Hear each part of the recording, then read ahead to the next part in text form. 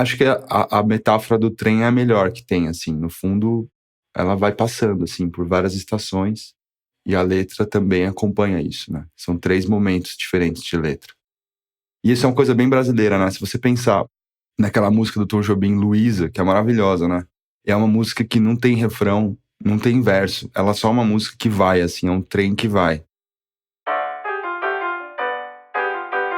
Sejam bem-vindas e bem-vindos ao Risco Disco, um podcast produzido pela Mad Sounds Productions. Meu nome é Chris Sayeg e aqui recebemos artistas para desconstruir suas músicas, revelando instrumento por instrumento e abrindo nossos ouvidos para o seu processo criativo.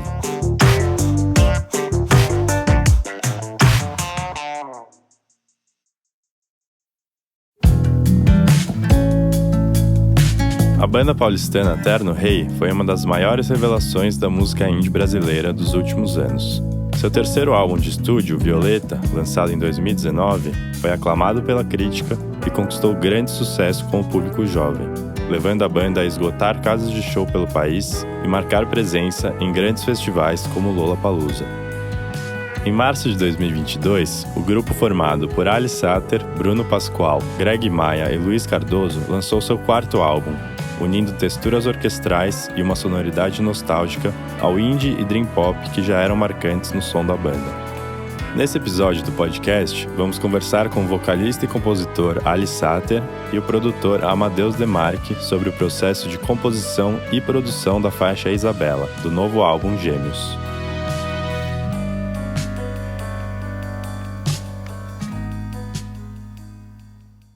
Eu sou Ali, eu canto e toco no Terno Rei e sou compositor também.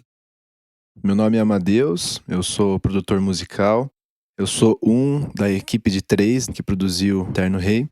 Tudo começou com o Violeta, né?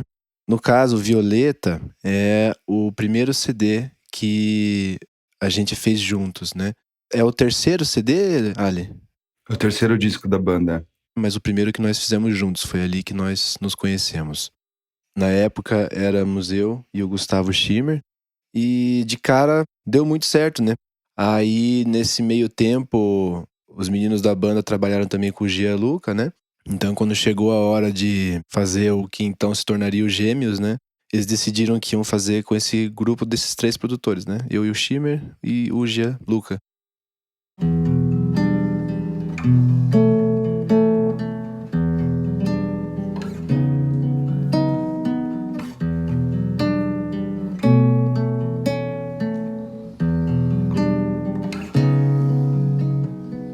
Tudo azul, nada feito. Tudo azul e nada feito. Eu me lembro do dia que eu comecei a compor Isabela, né? Que por muito tempo a gente chamou de Verocai. Era bem um dia de pandemia, que a gente tava bem presos em casa. E aí eu acho que o Rodrigo Amarante soltou uma live nova, uma música nova dele lá. Eu gostei muito e me inspirou na hora, eu comecei a fazer uma música. Eu gosto de guardar os áudios da primeira vez que eu fiz a música. Então surgiu ali, naquele momento de pandemia, ali, acho que foi mais ou menos agosto de 2020. Normalmente, o meu processo de composição, ele não é muito linear, assim, né?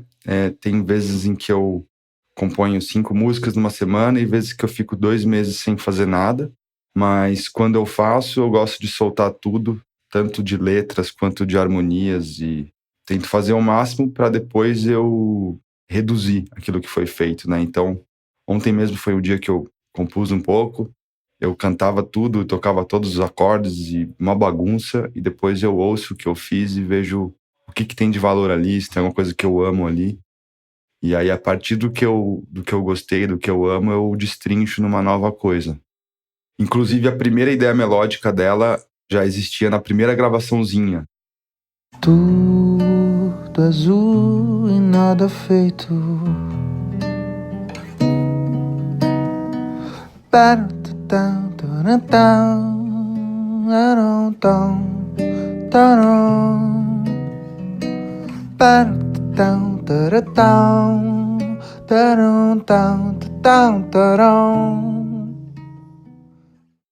O nosso processo de composição como banda Ele normalmente começa assim, né? Com uma ideia de composição que eu trago e que a gente destrincha como grupo. Então a gente muda estrutura, coloca riff de guitarra, muda beat. Acho que o lance de colocar bateria e baixo também pode mudar a música muito de um lado para o outro. E aí quando a gente tem uma primeira versão satisfatória para nós, aí a gente passa para os produtores também, e aí eles trazem a visão deles. Quando a gente começou a produzir esse CD, a gente ficou todo mundo junto num sítio, no estúdio Sítio Romã, do Teodoro. Ficamos lá fazendo a produção mesmo, né? Então, as primeiras guias que a gente gravou já com alterações de produção, etc., aconteceram lá. Quando a gente fechou, tava todo mundo contente ali com o que tinha, a gente passou pra etapa de gravação, né? E daí pra gravar, eles vêm pra Curitiba. Era aqui que a gente tinha feito o primeiro trabalho, Violeta, né? Sabíamos que a gente tirava um som bem legal. Então era uma etapa que não quisemos mexer no time que estava ganhando.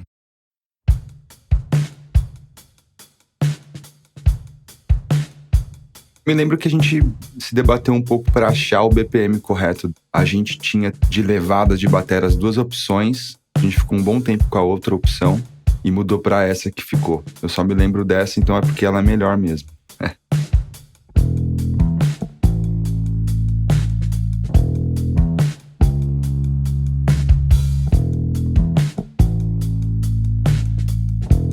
E eu gosto muito do baixo, da levada do baixo, que até foi uma coisa, acho que o Jean ou o Amadeus mesmo, não sei quem que bolou. Eu tinha um baixo que era mais simples, na verdade o Greg tocava baixo, né, no ensaio dessa música. Mas aí na hora de gravar mesmo a gente construiu uma linha lá que um dos produtores tinha sugerido. E eu acho que dá um puta groove, assim, né, que conversa muito com a bateria ali. E junto, né, assim, logo na intro, também existe também uma pequena camadinha de sintetizador ali que acontece, né? Que tipo, que agora já é uma marca registrada dos Piás, né?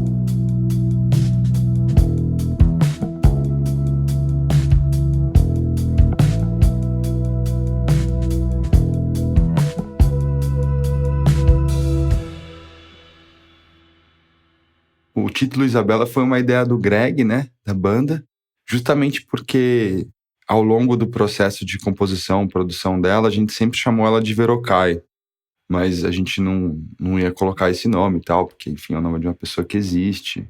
E o Arthur Verocai, no disco dele lá de 73, esqueci o nome, mas é o disco que fez ele, assim, né, vamos dizer assim, como maestro, tem acho que 2 ou 3 músicas que é nome de mulher, que é Silvia, e tem uma outra música, ou outras 2. Então, como forma de homenageá-lo, né, o Greg pensou nessa ideia de chamá-la de Isabela, que é um nome bem bonito também, que acompanha essa beleza da música, né. Eu vejo bastante que essa composição, a letra tem um papel de afirmar, né, a estética do que está atrás, né, na música mesmo, do que um papel de liderança da composição, né. A letra ali, ela tá funcionando mais como um instrumento, quase. Ela é bem subjetiva, assim. Ela é piradona. No fundo, eu juntei palavras ali, assim. Ela não tem um significado específico. É mais tipo, uma expressão de sentimento mesmo. Não sei se tô pirando muito, mas vem desde a primeira vez que eu toquei lá. Já pensei nessa coisa, torto azul, sei lá. Pensei em pinturas, assim, né? Em oceano, pássaros, e meio que misturando tudo. Torto, azul e nada feito. Ando assim meio sem jeito de falar tudo que penso. E junto com a música que tem por trás, aquilo faz sentido estético, né, pra mim. Um rasante no oceano, um motor potente. Um rasante no oceano. Acho que quase a música inteira rola essa harmonia que o Lubas faz de voz, né? O pássaro encontrar a superfície azul. Era um avião. Um pássaro encontrar a superfície. A letra dessa parte é a letra de outra música, que eu tinha era uma música que eu tinha só no baixo, que era a harmonia do baixo, assim. Eu tocava o baixo como se fosse um violão e cantava isso. Tem uma coisa específica dela que eu gosto muito, que é justamente nessa parte que a gente tinha que voltar. O Seinfeld. É, exatamente. Tinha que voltar, né, assim, o instrumental, como se fosse. E a gente não queria só voltar, né, tipo, seco, assim, né. E a gente tava ali e tal, e não sei o quê. O que a gente faz pra dar um algo a mais aqui? Deu o Ced, o Bruno falou, vamos fazer uma frase de baixo, um negócio assim. Aquela pequena frase ali que passa rapidinho, mas pra nós, toda vez que acontece, é tipo um... Por isso que a gente trabalha. É, exatamente. Por isso que a gente trabalha, dá um quentinho ali. E ao mesmo tempo é como se toda vez que tocasse aquela frase em qualquer plataforma de streaming ou rádio, é como se estivesse disseminando uma piada interna nossa, porque aquela frase ficou conhecida como o Seinfeld. A hora que entra o Seinfeld ali, rapaz, é groove até o amanhã.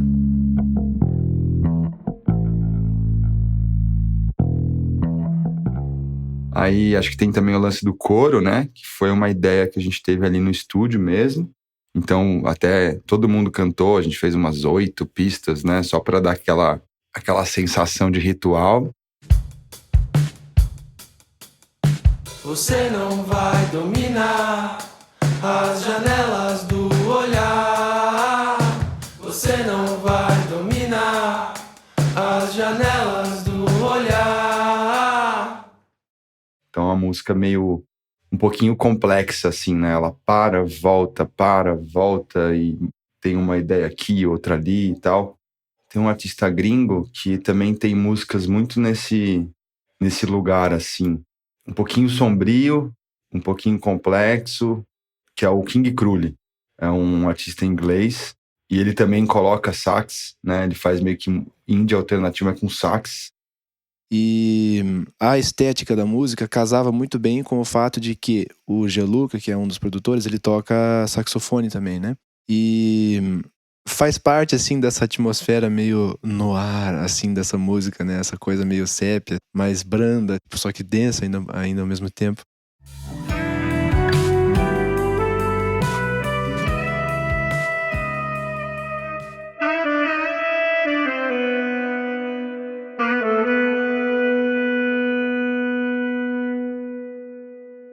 E tem também um lance que a gente fez na parte final da música, como num clipe, sei lá, mostrar uma pessoa sozinha num lugar gigante, de uma forma cinematográfica, assim, um cara cheio de montanha de neve, sei lá, um cara numa grande praia sozinho.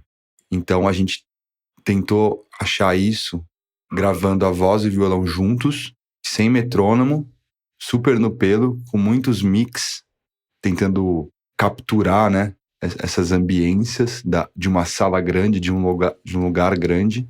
Realmente parece que a música toma um choque ali, né? Ela sai e depois volta, como se a pessoa tá morrendo, ela é reanimada, aí quando volta a parte final mesmo.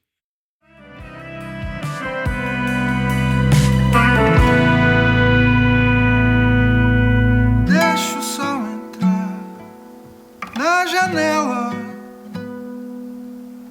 Manhãs que invadem esperança no meu corpo. Atende o telefone de uma vez por todas. Manhãs que invadem esperança no meu corpo. Acende o céu da minha boca. A gente colocou bastante esforço nos vocais, assim, né? Tipo, pra trazer dinâmica. Tem uma parte com harmonia de voz, tem uma parte que é o ritualzinho que todo mundo canta, com 8 pistas, e tem a parte que é a sala grande. Tipo, são níveis diferentes de intimidade apenas, assim. E daí as escolhas técnicas que foram feitas em cima disso foram, de fato, feitas pensando em adicionar, né, esse momento de quebra da música, assim, né? Por isso que a gente muda a captação, muda, tipo, a filosofia de gravação ali, né? Que é mais uma ferramenta de semântica ali para ajudar a transmitir essa sensação de estamos aqui, daí, né, agora é um outro momento, para daí subsequentemente a música seguir até o fim, num momento diferente também. Sou suspeito pra falar, né? Mas eu gosto muito das composições do Alha, porque elas volta e meia têm essa sensação, assim, né? De ser uma coisa eternamente que progride, assim, né? E essa música, mais do que qualquer outra do CD, ela permitia isso mesmo, né? Então, a gente deixou acontecer o que tinha que acontecer, né? Acho que a metáfora do trem é a melhor que tem, assim. No fundo, ela vai passando, assim, por várias estações. E a letra também acompanha isso, né? São 3 momentos diferentes de letra. E isso é uma coisa bem brasileira, né? Se você pensar naquela música do Tom Jobim, Luísa, que é maravilhosa, né? É uma música que não tem refrão, não tem verso. Ela é só uma música que vai, assim, é um trem que vai. Eu gosto muito de Isabela, porque ao mesmo tempo que ela tem essa qualidade de ser entre aspas, né, uma superprodução assim, muito da maneira, principalmente da parte desse que fica esses pequenos interlúdios instrumentais, eles são, em essência, o que aconteceu na hora que a gente tava lá no sítio, que a gente tocou todo mundo ao mesmo tempo, né, Ali? Tipo, essa foi uma das músicas que a gente tava ali, daí cada um meio que entrou pegou um instrumento pra tocar ali e tal, e daí tocamos nós todos, né? Os 7 integrantes fazendo esses instrumentos, essa parte instrumental, esses interlúdios, assim. Então, ao mesmo tempo que ela tem essa coisa, assim, super complexa, ela tem espontaneidade também.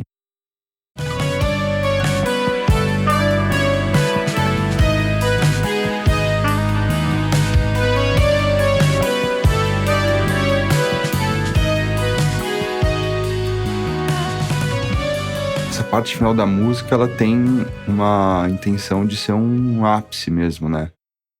É uma coisa, eu considero um pouco perigosa, né? Nas composições de não tentar sempre cair nesse lugar do desenho em que sobe, sabe? Quando as coisas têm aquela subida forte.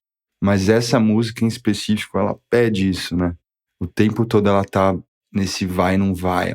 O verso, aí tem o coro, para. Aí volta, aí para de novo. A música tá vai, não vai, vai, não vai, e tem uma hora que ela vai. Então a música inteira tá chamando isso, né, em algum momento. Ali foi um momento que a gente escolheu colocar cordas, mas cordas sintetizadas, né? Porque por algum motivo ali parecia que cabia melhor, assim, sabe? Uma coisa meio bad, bad, not good, assim, não sei, sabe? Parecia que fazia mais sentido se fosse corda de teclado do que se fosse de verdade.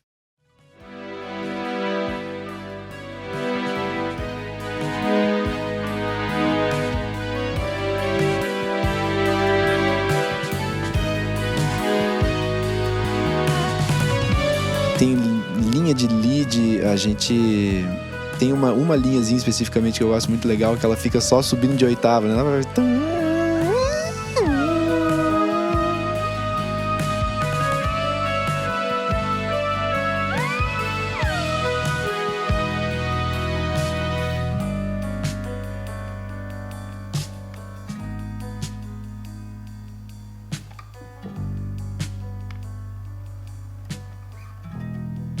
De todos os momentos instrumentais da música, esse foi o que ficou mais fiel ao que aconteceu no sítio aquele dia de fato, né?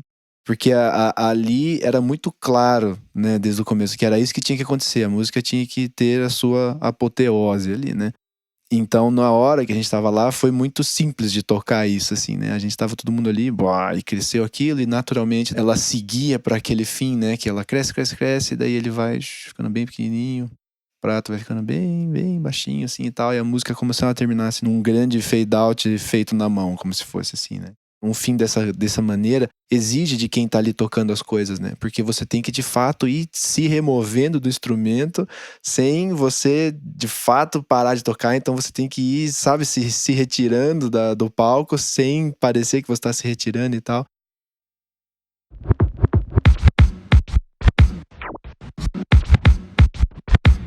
Bom, agora chegou a hora da gente riscar o disco e fazer a pergunta oficial do podcast.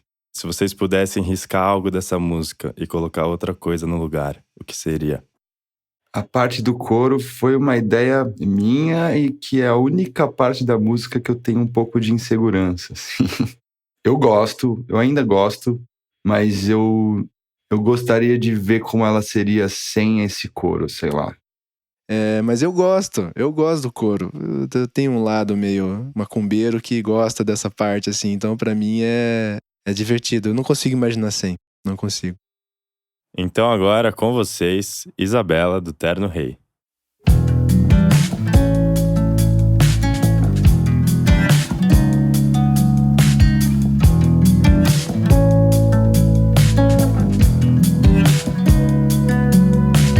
Torto, azul e nada feito. Ando assim meio sem jeito de falar tudo o que penso. Torto, azul e nada feito assim.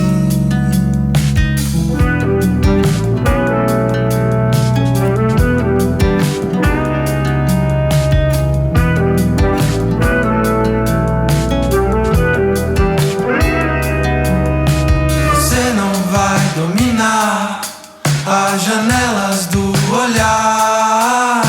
Você não vai dominar as janelas do olhar.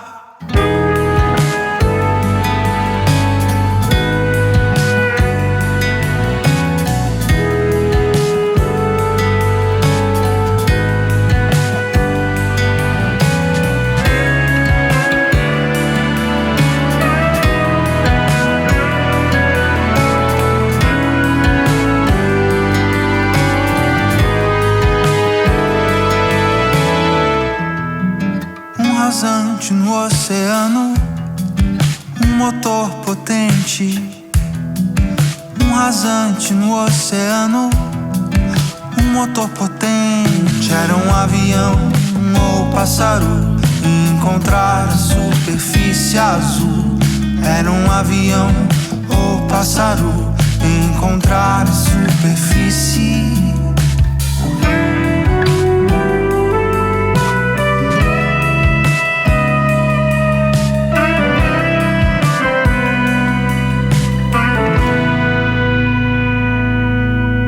Deixa o sol entrar na janela. Manhãs que invadem esperança no meu corpo. Atende o telefone de uma vez por todas. Manhãs que invadem esperança no meu corpo. Acende o céu da minha boca. Manhãs que invadem esperança. Manhãs que invadem esperança.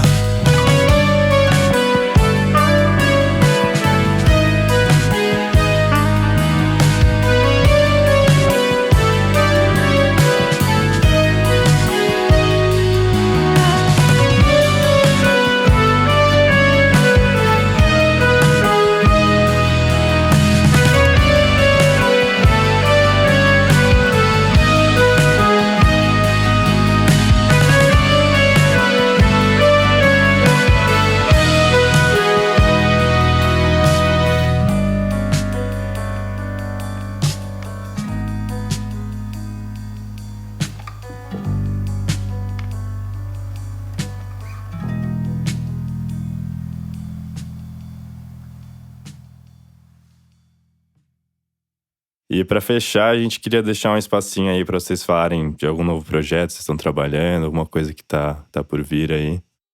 Faz algumas semanas aí eu terminei um CD de uma outra banda também, que não poderia ser mais diferente do Terno Rei, assim, em nenhuma circunstância. O pessoal aqui de Curitiba, a banda chama Electric Mob. Eles são, cara, rock and roll. Então tem que estar preparado para ouvir. O vocalista é sensacional, todo mundo é sensacional. Terminamos agora o CD, então é possível que na metade do ano aí já tenha coisa para ouvir. Mas enfim, sigam nas redes sociais lá, né? @AmadeusProdutor, que daí lá é mais fácil de se manter atualizado. Agora o projeto é fazer os shows, né? Desse disco que a gente lançou. Então a gente vai estar aí em São Paulo no final de abril e começo de maio. No começo de maio, 7 de maio no Rio, janeiro Circo Voador. No final de maio, Porto Velho, Brasília e Goiânia. Em junho a gente vai estar em BH, Curitiba, na Ópera de Arame, que é um sonho da minha avó, que é falecida. Então esse dia é importante, vai ser um sonho. Deve pintar outros shows também. Em julho vai ter a parte do Sul, Porto Alegre e Florianópolis. Em agosto, a gente deve ir pro Nordeste. Então todos os meses aí vamos passear. E em paralelo eu vou fazer mais musiquinha por aqui pra um dia gravar um solo aí, quem sabe.